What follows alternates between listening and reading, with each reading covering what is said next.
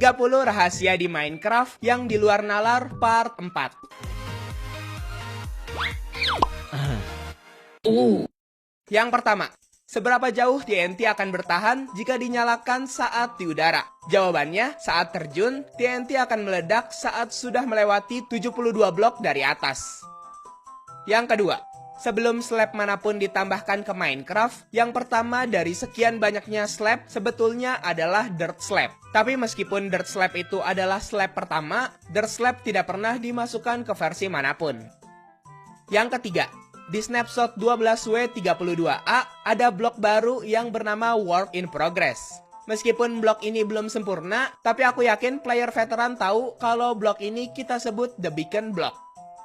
Yang keempat, jika kalian membawa mob untuk berdiri di atas cake, maka mob itu akan terus berputar di tempat. Beneran nggak bisa jalan. Dan hal ini dikarenakan kesalahan teknis di dalam kode AI dalam pathfinding. Hal ini terjadi juga saat mob ada di atas fence. Yang kelima, apa perbedaannya dari fence gate biasa dengan fence gate yang ditempel di wall? Agak susah sih buat bedainnya, tapi saat kalian menempelkan fence gate bersebelahan dengan wall, posisi fence gate akan lebih rendah untuk mengsamakan ketinggian dari wallnya. Yang keenam, ada kaktus yang tingginya 23 blok. Dan lebih menakjubkannya lagi, kaktus ini spawn secara natural. Terima kasih kepada Minecraft at Home Research Project karena merekalah yang telah menemukan seed ini untuk dibuat di Java 1.14.4 yang di dalamnya kalian bisa melihat kaktus yang sangat tinggi.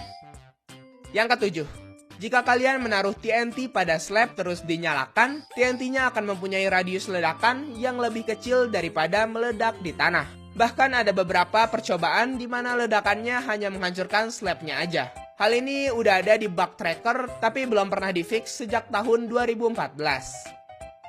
Yang kedelapan, roda gigi awalnya ada di Minecraft Vanilla. Jadi di Java Edition in Dev Pass, roda gigi ini cuma bisa dihancurkan dengan air atau ledakan. Dan kalau kalian mencoba untuk menghancurkannya kayak blok normal lainnya, hal itu ngebuat blok di balik roda giginya akan ikut hancur juga. Yang kesembilan, di Minecraft Vanilla, kalian bisa menaruh candle yang menyala di dalam air. Kalian cuma perlu pakai debug stick untuk bisa melakukan hal yang sama. Yang ke-10, dulu lectern sebenarnya rancangan bentuknya pertama kali bukan seperti yang sekarang. Dulu rencananya bentuknya itu seperti ini. Ting, ting, ting, ting. Namun sayangnya ide itu dibatalkan oleh Mojang. Yang ke-11, quartz slab lebih baik daripada quartz block sendiri. Jika quartz block biasanya mempunyai blast resistance yang rendah, namun jika menggunakan dua quartz slab yang ditumpuk, maka kalian bisa membuat benteng yang jauh lebih kuat tanpa mengorbankan tampilan dari quartz biasa. Karena blast resistance dari quartz slab itu lebih tinggi daripada quartz block. Yang ke-12, item torch menghancurkan blok lebih cepat daripada shovel yang punya efisiensi 5 dan haste 2. Kalian nggak bisa ngalahin torch dalam menghancurkan blok yang terpengaruh oleh gravitasi. Torch tidak hanya menghancurkan blok gravitasi lebih cepat, tapi torch adalah opsi yang jauh lebih murah untuk menghancurkan blok gravitasi. Yang ke-13, perlu berapa item untuk memicu sinyal maksimal redstone dari pressure plate? Ternyata untuk menyalakan redstone sepanjang 15 blok, minimal perlu 600 item. Yang ke-14, veteran Minecraft pasti ingat kalau dulu tidak perlu blast powder untuk membuat potion. Tapi kenapa sistem itu diganti? Ya, jadi menurut salah satu developer Minecraft yaitu Search, hal itu diubah karena akan membuat progres dari game Minecraft terbuang sia-sia. Sejak mereka menambahkan igloo, item blast powder menjadi kurang penting untuk pergi ke Nether, karena bisa langsung buat potion di brewing stand yang ada di dalam igloo. Yang ke-15, dulu di versi 1.3, kalian bisa mendapatkan wool lebih mudah. Karena di versi ini, pola warna dari Desert Temple terbuat dari wool. Yang ke-16, di snapshot 16W39B, shulker box yang berwarna abu-abu mempunyai nama Silver Shulker Box. Tapi setelah 1 hari, nama itu diubah menjadi Light Grey Shulker Box untuk menyamai nama dari dainya. Yang ke-17, Ngomong-ngomong tentang light gray, coba kalian lihat tekstur dari stained glass pen, di mana teksturnya tidak terlihat saat di inventory, karena bentuk stained glass pennya datar dan warnanya menyatu dengan inventory slot. Jadinya sulit untuk melihat stained glass pen di inventory. Dan menurut Mojang, hal ini memang disengaja. Jahil banget ya. Yang ke-18, Enderman bisa saja memindahkan kaktus dari satu blok ke blok lainnya. Artinya kalau pakai teori Enderman bisa mindahin kaktus dengan jumlah yang cukup untuk menambah kaktus desert, berarti bisa aja yang ngebuat kaktus setinggi 23 blok itu Enderman. Yang ke-19, slime bisa menduplikasi name tag yang kamu punya. Sebetulnya tidak benar-benar menduplikasi name tag-nya, tapi jika kamu menggunakan name tag pada slime yang besar, saat slime besarnya tumbang, nama yang kalian berikan di awal tadi akan diturunkan ke anak-anaknya. Terlebih lagi, slime-slime ini tidak akan di-spawn. Yang ke-20, squid tidak bisa di-damage hanya dengan menyerang lengan mereka. Yang ke-21, selain air bisa ditaruh di cauldron dalam nether, logika cauldron juga bisa diterapkan pada situasi sebaliknya, di mana kalian bisa menaruh lava ke dalam cauldron saat berada di dalam air, dan kalian juga bisa terbakar olehnya. Yang ke-22, kalian juga bisa menaruh lily pad di luar perairan. Tidak sepenuhnya betul sih, selama bloknya tergenang oleh air, kalian bisa menaruh lily pad pada blok tersebut. Lily pad ini bisa ditaruh pada blok seperti trapdoor, scaffolding, slab, dan drip leaf. Lily pad juga bisa ditaruh pada permukaan ice.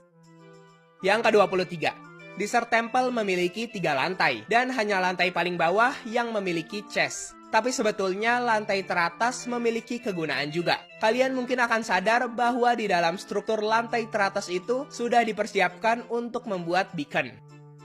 Yang ke-24, sifat utama playful panda adalah suka berguling dan melompat. Sifat ini seringkali mematikan karena terkadang bisa melukai pandanya ataupun membunuh pandanya. Yang ke-25, brown mushroom adalah salah satu mob yang paling langka dan juga memiliki fitur tersembunyi. Saat kalian memberikan bunga kepada mushroom lalu klik kanan menggunakan bow, kalian akan mendapatkan Suspicious 2. Jenis dari Suspicious 2-nya tergantung pada bunga yang kalian berikan. Yang ke-26, ada 4 lukisan rahasia yang tersembunyi di dalam file gamenya. Lukisannya yaitu Earth, Wind, Fire, dan Water. Dan hanya bisa di-spawn menggunakan command /summon painting wiggle wiggle wiggle varian water dan lain-lain. Lukisan ini ditambahkan hanya sebagai media promosi untuk Pocket Edition. Yang ke-27, menyerang Zombified Piglin adalah ide yang buruk. Namun jika kalian membunuh salah satu dari mereka dalam sekali serangan, Zombified Piglin yang lain akan bersikap seolah-olah tidak terjadi apa-apa. Yang ke-28, kalian bisa sepenuhnya mengecoh tembakan dari skeleton, yaitu dengan membuat blok yang cukup tinggi dan nanti tembakan skeletonnya tidak akan bisa mencapai kita. Lalu arrow-nya akan jatuh ke skeleton itu sendiri. Yang ke-29, bambu di Minecraft tumbuh sangat cepat. Dan karena hal itu, cuman butuh 500 bambu stalk dan mesin farm otomatis untuk menghasilkan lebih banyak item daripada proses hopper sendiri. Yang artinya farm simple ini menghasilkan lebih dari 2,5 item per detik.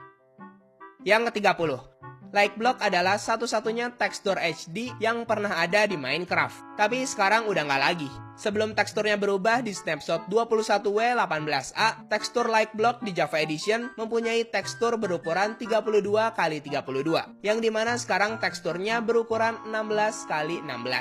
Aku nggak tahu sih alasan dibalik Mojang mengganti hal itu. Mungkin kalau ada yang tahu bisa komen ya. Oke guys, jadi itulah dia 30 rahasia di Minecraft yang di luar nalar part 4. Kalau kalian suka sama video tipe kayak gini, jangan lupa share dan juga jangan lupa like-nya. Jadi udah, itu aja dan thank you. Bye-bye.